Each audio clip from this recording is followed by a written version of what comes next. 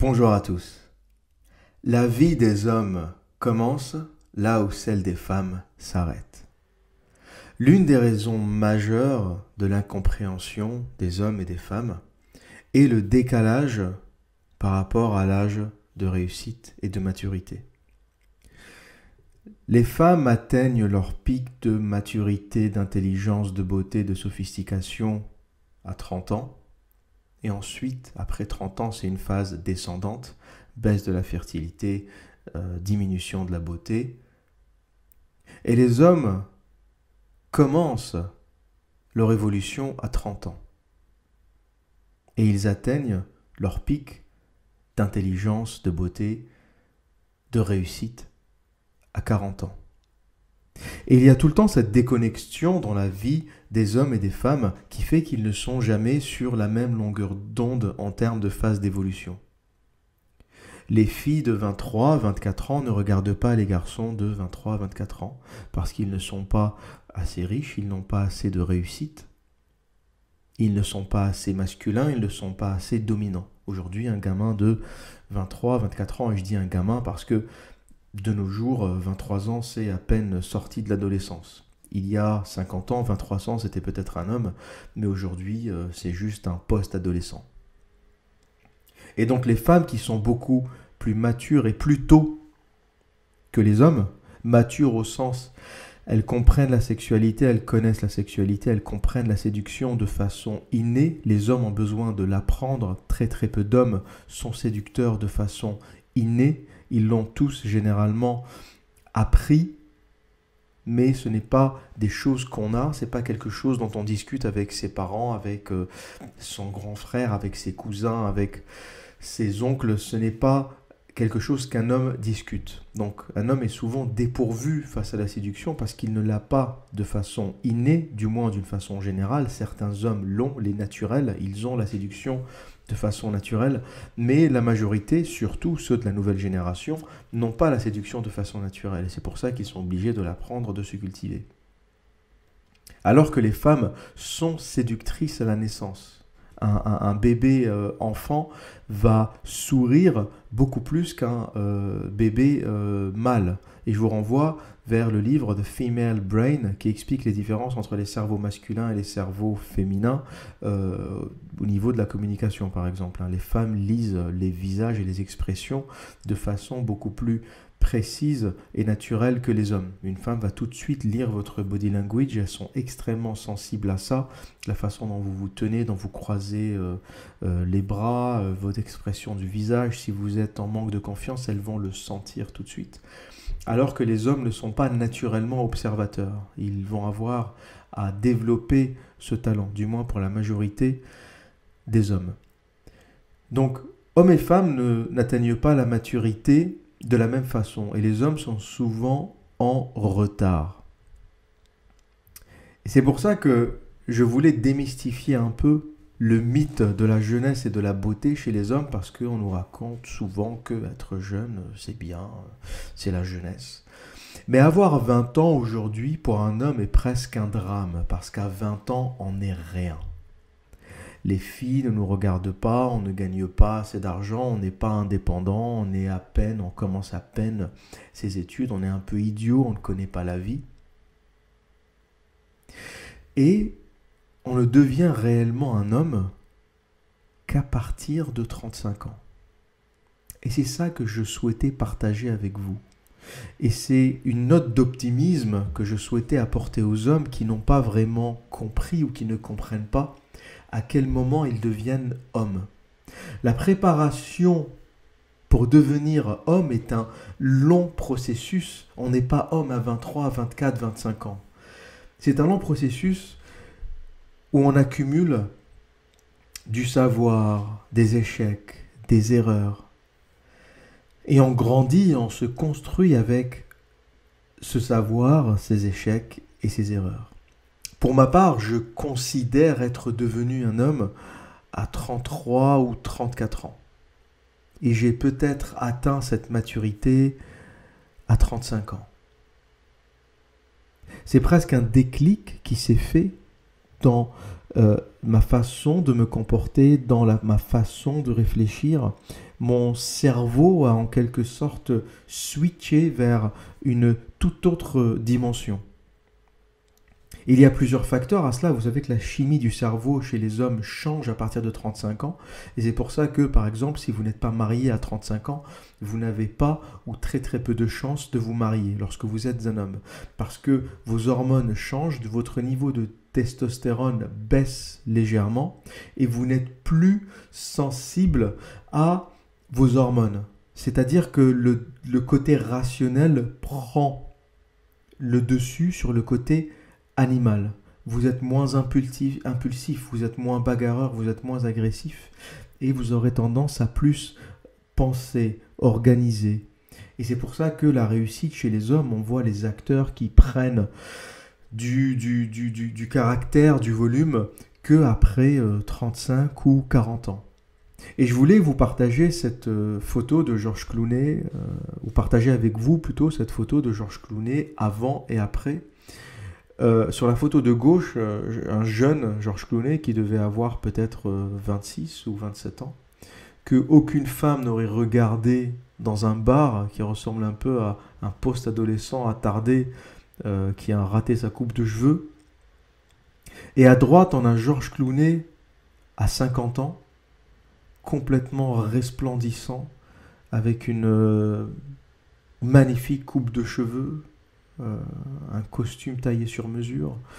Et c'est quelqu'un qui a bien vieilli dans tous les sens du terme. C'est un bon vin qui a vieilli, Clooney. Et c'est exactement ce que peut devenir un homme s'il a compris le travail qu'il fallait faire pour devenir un homme supérieur. S'il a compris que l'important, ce n'était pas la poursuite de la gonzesse ou la recherche de la gonzesse, mais l'important, c'était de devenir quelqu'un et la recherche sur soi. Le projet pour un homme, ça ne devrait pas être la femme, ça devrait être lui-même. Je souhaitais partager aussi une autre image de avant-après de Ben Affleck. Regardez Ben Affleck à gauche à 34 ans, avec un petit bidon, un petit ventre, les tétons, je ne sais pas s'il prenait du soja à l'époque. Quelqu'un qu'aucune femme n'aurait regardé. Vous voyez ce bonhomme se balader avec un Bermuda jaune à fleurs sur une plage. C'est pas un homme sur lequel les femmes vont se retourner. Vous regardez Ben Affleck à droite, qui a pris de la masse musculaire, notamment pour jouer Batman, qui a pris de l'assurance. Hein. Ce n'est pas uniquement le physique, mais c'est aussi l'attitude. C'est presque une transformation. C'est comme quelqu'un qui sort d'une séance de méditation ou quelqu'un qui a découvert quelque chose. Hein. À gauche, c'est Ben Affleck qui n'a rien compris à la vie. À droite, c'est Ben Affleck qui a tout compris à la vie.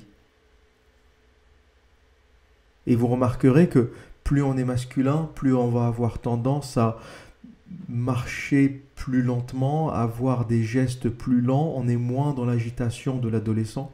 Et, petite parenthèse, les gestes, si pour ceux qui draguent encore ou pour ceux qui fréquentent encore des femmes ou qui vont dans des dates, les gestes lents et posés sont extrêmement séduisants. Contrairement à la gesticulation de l'adolescent rachétique qui fait 2 kilos à l'ombre. Un homme extrêmement masculin aura une dégaine un peu plus lente, aura un swag, une façon de marcher qui sera différente de l'adolescent. Et il est important, et il est même fondamental de comprendre ça lorsqu'on est un homme aujourd'hui. J'ai trop de jeunes qui me contactent et qui me demandent comment faire l'observateur, quelle est la clé de la réussite. Maintenant que tu nous racontes et que tu nous expliques et que tu nous éclaircis un peu par ton savoir, faire le constat c'est une bonne chose, mais que faire, quoi faire, comment faire, c'est quoi la suite? Une fois que tu nous as donné le constat, la grille de lecture, c'est quoi l'action? Mais l'action, vous l'avez déjà, je vous l'ai donnée. Elle est dans la grille de lecture, l'action, elle est semé dans chacune de mes vidéos. L'action, c'est de mettre l'homme, vous, au centre de votre vie. Non pas la femme, mais vous. Pensez à votre personne comme un projet. Pensez à votre personne comme un objet que vous perfectionnez tout au long de la vie. La chance d'être un homme, c'est la chance de pouvoir encore être à 50 ans séduisant, performant. Et c'est même le pic de performance. Je veux dire que l'âge d'or d'un homme se situe entre 35 et 45 ans. C'est le moment où vous avez accumulé suffisamment de savoir dans votre vie pour faire moins d'erreurs, assez de confiance en vous pour avancer, et c'est aussi le moment où les gens commencent à vous prendre au sérieux. L'éloge des 20 ans, ah, quand j'avais 20 ans, c'est une fumisterie absolue. Quand on a 20 ans, on n'est rien. Toutes les portes se ferment sur vous, personne ne vous prend au sérieux. Quand vous rentrez dans une pièce à 41 ans, habillé avec un costume bien taillé sur vous, avec la dégaine d'un homme qui a confiance en lui, vous pourrez raconter n'importe quelle bêtise, les gens vous écouteront. Vous êtes crédible de par votre âge. Et l'âge, c'est l'expérience.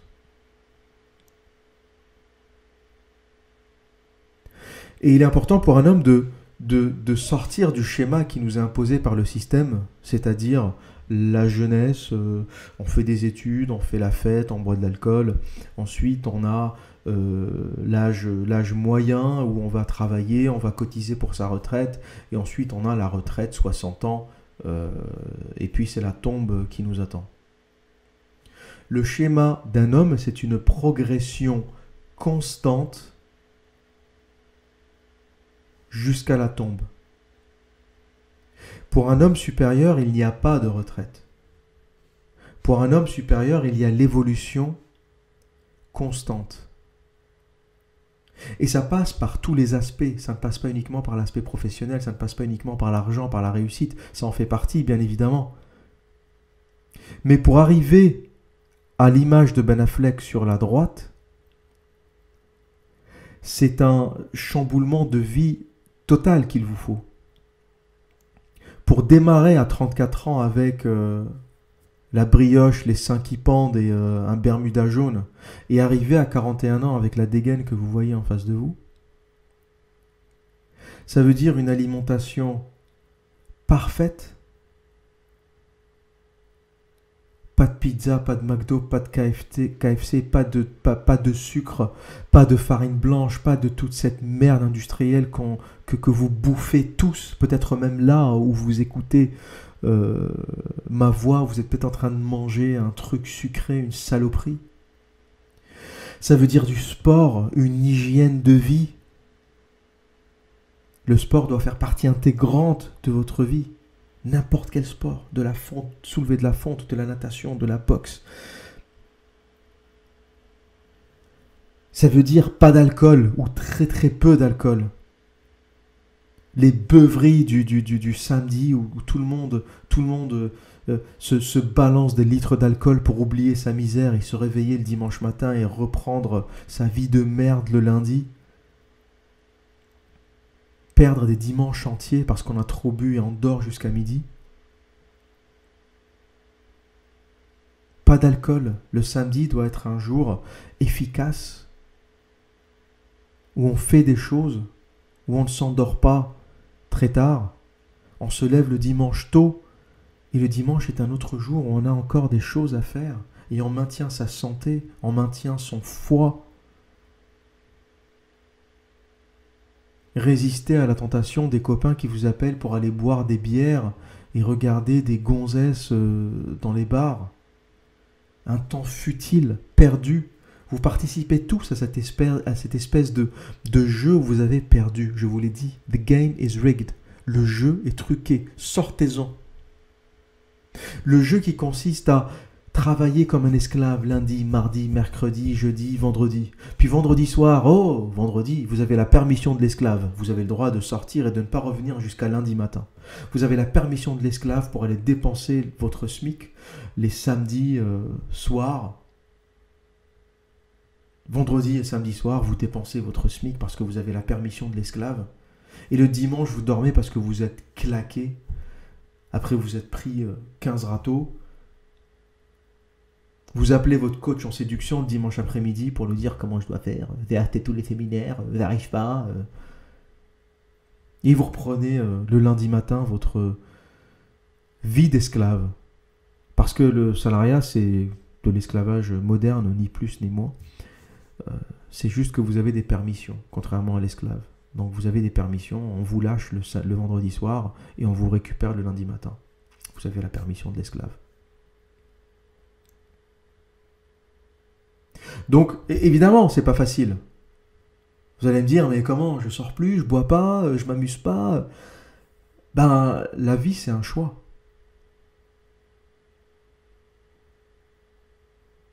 La vie, c'est un choix.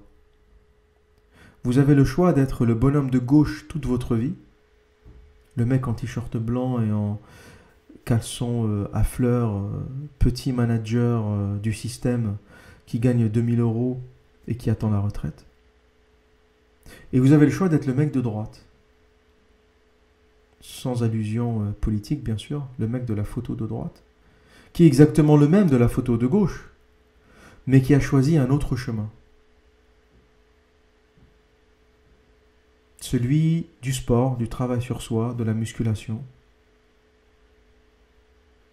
Et c'est comme ça aussi quand on reconnaît un acteur de haut niveau, ce n'est pas uniquement la belle gueule ou la capacité à jouer, c'est aussi la capacité à considérer chaque film comme un projet et à transformer son corps de façon drastique.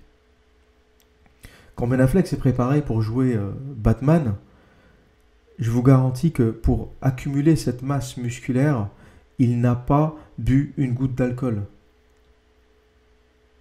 Et les grands sportifs, les bodybuilders, ne boivent pas d'alcool. Parce que l'alcool a un double effet négatif. Un, c'est bien sûr du sucre, donc de la calorie, c'est énormément de calories. C'est pour ça que tous les buveurs de bière ont le bide dilaté, donc c'est énormément de calories. Et le double effet qui se coule de l'alcool, c'est que ça ralentit votre métabolisme. Et donc votre métabolisme, au lieu de brûler 2200 calories, hein, je prends un exemple, il va brûler 2000 calories, parce que l'alcool a ralenti votre organisme. Donc vous allez cumuler doublement du gras, un, à cause des calories apportées par l'alcool, et deux, parce que votre organisme ralentit et dépense moins d'énergie ou de calories.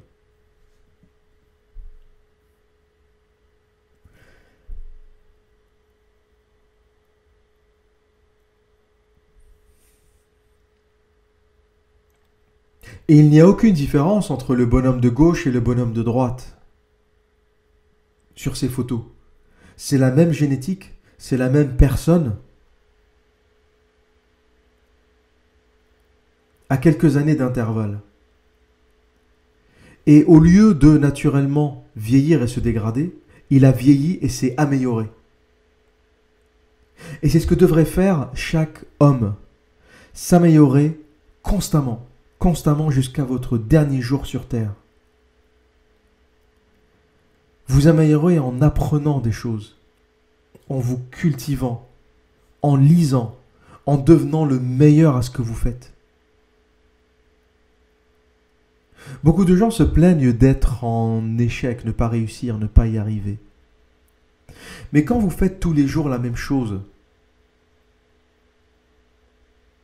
vous levez, prendre le même métro, aller au même boulot, prendre un McDo en rentrant chez vous parce que vous avez la flemme d'acheter des légumes et de cuisiner quelque chose qui sera bon pour vous. Allumez votre ordi, vous branlez devant votre porno.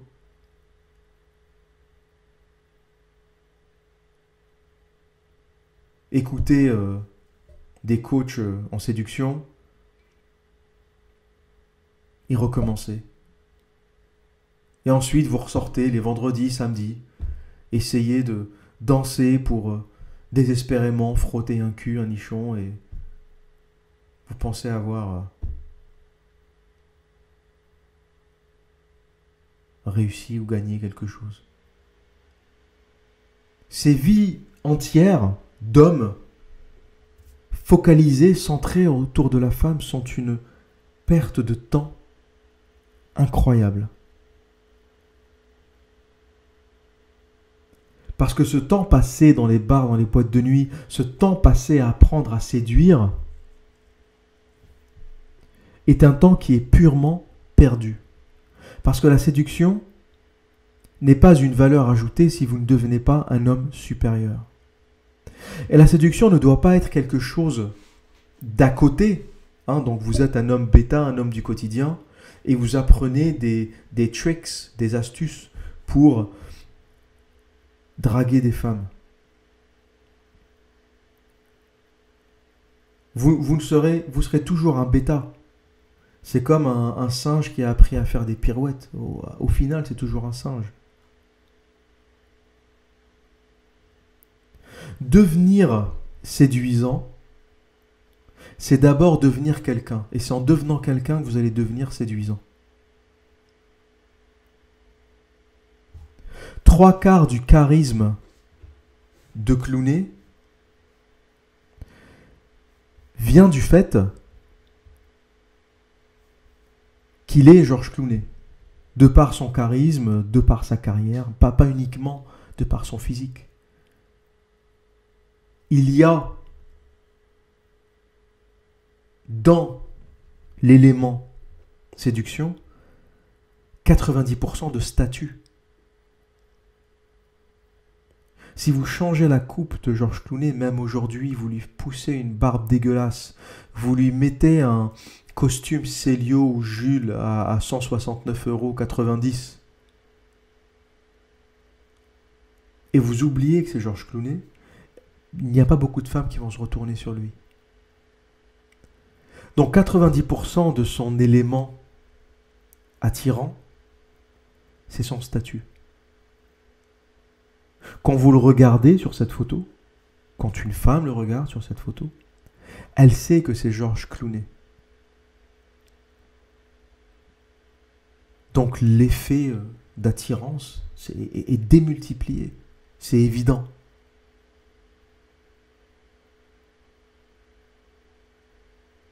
Et il est pour cela important et impératif, messieurs,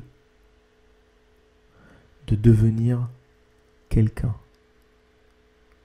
Oubliez un instant les femmes, oubliez un instant la drague, par pitié. Oubliez un instant les coachs en séduction, les gourous. Oubliez un instant les sociologues à lunettes rachétiques qui vous expliquent comment comprendre les femmes.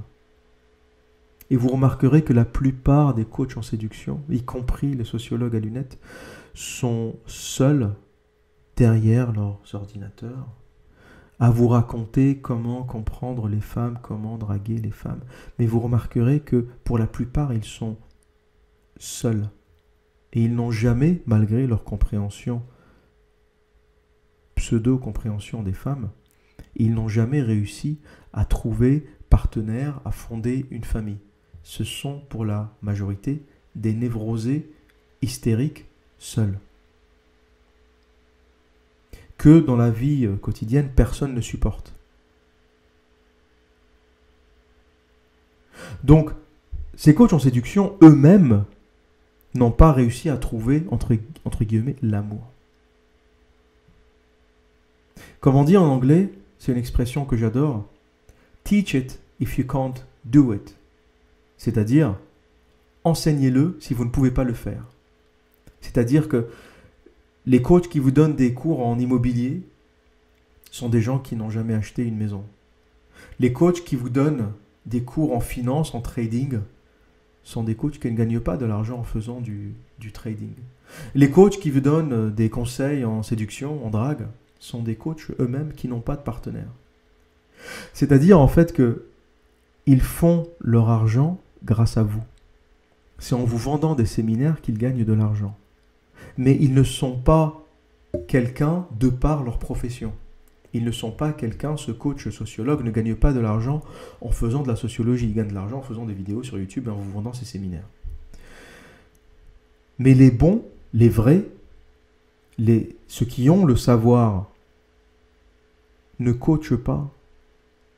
Ils ne le font pas parce qu'ils n'ont tout simplement pas le temps. Warren Buffett ne fera jamais du coaching sur la finance. Il n'en a absolument rien à foutre.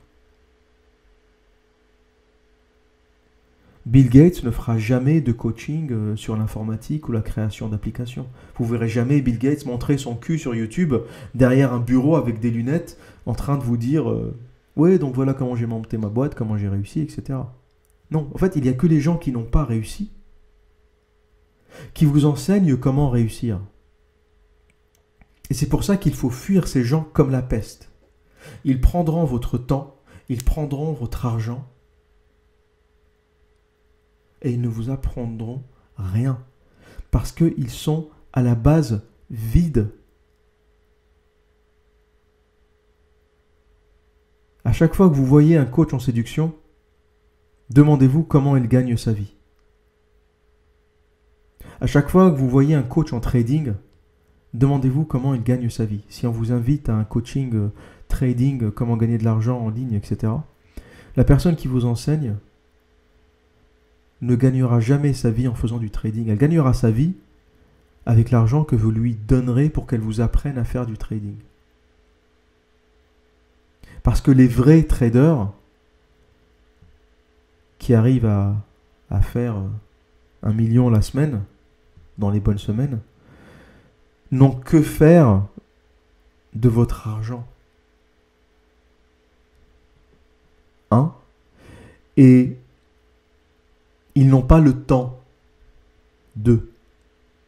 Parce qu'il faut du temps pour enseigner. Donc méfiez-vous de tous ces gens qui profitent de la misère, notamment les coachs en séduction, qui profitent de la misère sexuelle ambiante, qui profitent de ce jeu truqué où les hommes perdent systématiquement pour vous soutirer de l'argent. Au lieu de vous expliquer que le jeu est truqué, et ils le savent très bien, ils vont vous dire, mon petit, donne-moi un peu de ton argent. Mon petit, donne-moi 175 €. Et je t'expliquerai les relations homme-femme. Il sait très bien que vous n'irez nulle part. Il sait très bien que vous êtes un petit manager.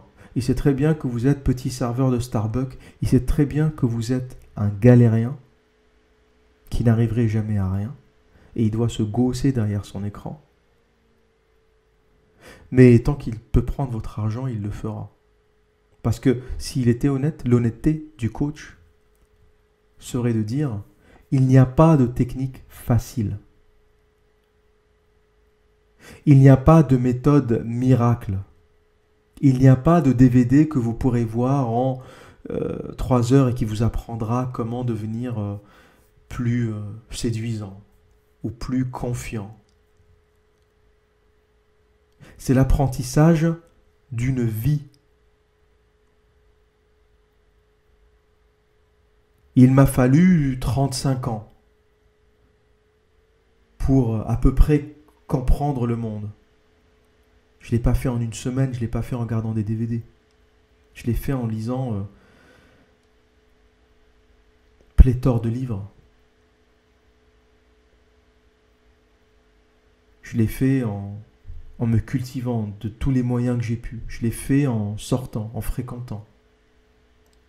Et on se construit une culture qui n'est pas faite de séminaires qu'on achète ou de DVD ou de choses en boîte, mais d'une accumulation d'expériences personnelles, de lectures, d'erreurs, d'accidents, d'incidents. Et tout ça collé parce que les hommes apprennent par erreur. C'est pour ça qu'on ne peut pas apprendre en regardant un DVD, parce qu'on ne retient que lorsque l'on fait des erreurs. Et c'est pour ça que tous les millionnaires, tous les inventeurs sont des gens qui se sont cassés la gueule des dizaines, des vingtaines, des centaines de fois. Parce que c'est en se cassant la gueule qu'on apprend. Et c'est le cerveau qui est ainsi fait, on ne retient que les éléments traumatisants. On se rappelle tous du prof de maths tyrannique qui nous en a fait chier, mais avec qui on a appris des maths. Personne ne se rappelle du prof de dessin sympathique et rigolo. Parce qu'il nous a rien appris. Le prof rigolo, il ne vous apprend rien. Et on encaisse mieux lorsqu'on est torturé. On est ainsi fait. Donc on n'apprend que par erreur. Vous pourrez écouter tous les séminaires du monde.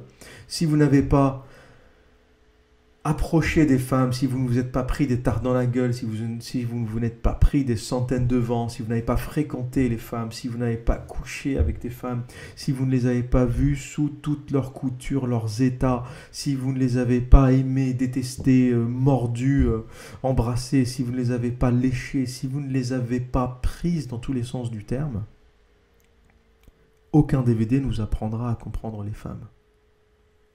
Il n'y a qu'un charlatan pour vous vendre un DVD Comment comprendre les femmes. Et un homme supérieur, ce que je veux que vous deveniez, n'a pas à comprendre les femmes. Un homme supérieur doit prendre son propre chemin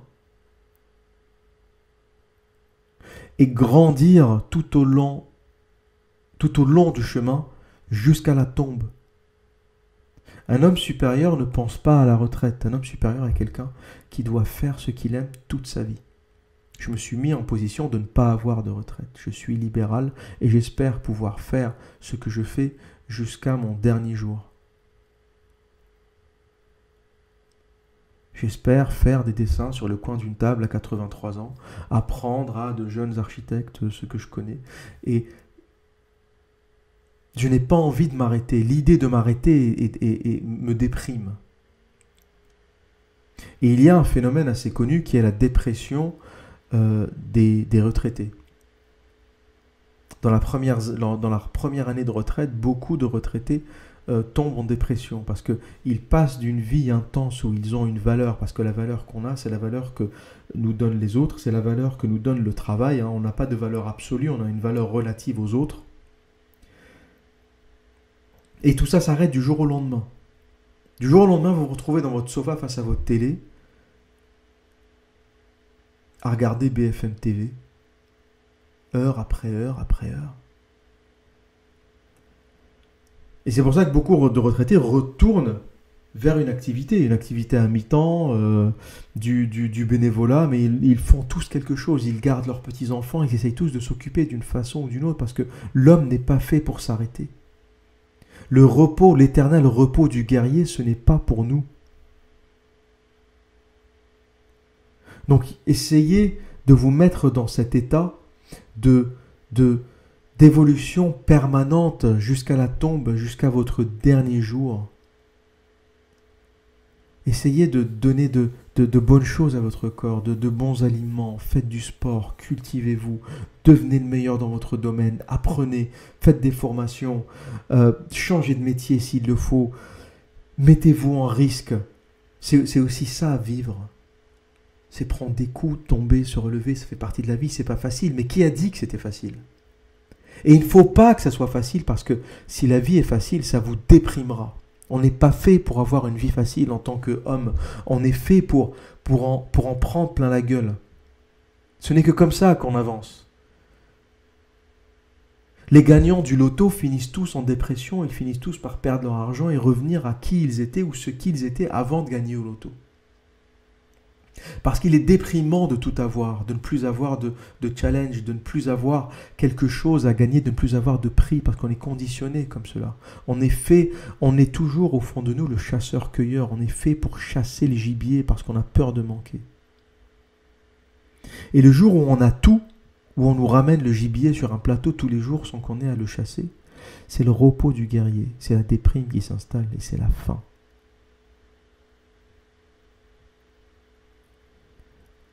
Donc, pour les jeunes et pour les moins jeunes, mettez-vous bien ça dans la tête. Un homme commence à 35 ans. Votre âge d'or commence à 35 ans. Et ce n'est qu'une constante évolution jusqu'à votre mort. vous ne vous arrêterez jamais et ne vous arrêtez jamais. Vous êtes un homme supérieur. Et la femme est différente. La femme est sur une autre fréquence. La femme prend une pente descendante à 35 ans. La femme rentre dans le mur à 35 ans.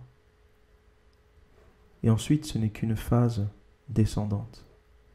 Et pour tous les hommes qui se sont fait larguer, qui ont du mal avec les femmes, qui ont du mal en séduction, dites-vous que au moment où elles sont au sommet de leur beauté, qui ne va faire ensuite que décliner, vous êtes au sommet de votre art qui va ne faire que de s'améliorer. Une femme vieillit comme du lait et un homme vieillit comme du vin. Et à chaque fois que vous vous ferez larguer, maltraiter par une femme, repassez-vous ces images de célébrités avant et après. Des femmes resplendissantes qui ont dû jeter et larguer des centaines d'hommes et qui se retrouvent après le mur, en fin de carrière, au cimetière des éléphants, à la casse. Donc, pour un homme, il est important d'avoir la lecture du long terme. Un homme s'inscrit dans le long terme, forcément. Votre vie se situe de 7 à 77 ans. Ce n'est pas celle d'une femme. Vous pourrez procréer jusqu'à votre dernier jour. Donc ne tombez pas dans le piège de vous marier avec une poufiasse, avec une grognasse à 30 ans. Vivez. Vivez votre âge d'or, c'est 35, 45, 50 ans. Amusez-vous, sortez, baisez, ne vous mariez pas. Ne vivez pas de façon permanente ou lente ou longue avec une seule femme.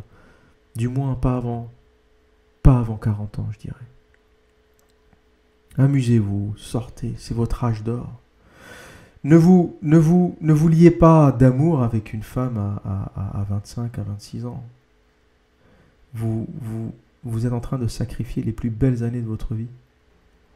Et au moment où vous serez au pic de votre séduction, elle sera déjà à la fin. Donc, prenez votre propre chemin. Partez. Partez. Lâchez ces sacs à merde. Arrêtez. De toute façon, quoi que vous fassiez, on vous traitera de harceleur. Oh, l'homme, le méchant, le terrible, c'est un harceleur. Mettez-vous ces images en tête à chaque fois que vous verrez une belle fille dans la rue ou dans un bar, parce que au final, ce n'est que du maquillage pour du mariage. Et ce n'est qu'un masque qui tombe au bout de quelques années. La plus belle femme que vous croiserez, qui vous rendra dingue, au bout de 5 ans ressemblera à ce que vous voyez à droite.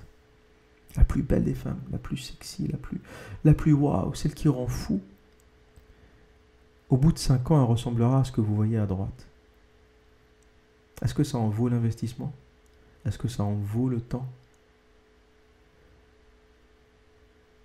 Pas pour un homme supérieur. Donc, homme bêta, homme du quotidien, arrêtez. Arrêtez de jouer à ce jeu où vous êtes en train de perdre. Installez-vous dans le long terme. Installez-vous dans le long temps de l'homme supérieur.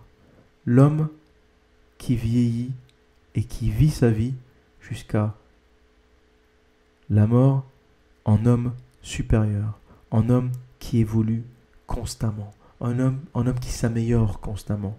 Respectez votre corps, respectez votre esprit, respectez votre intelligence. Devenez la meilleure version de vous-même et vous verrez, vous n'aurez pas besoin de draguer un seul jour de votre vie. elles graviteront autour de vous et vous n'en voudrez même plus.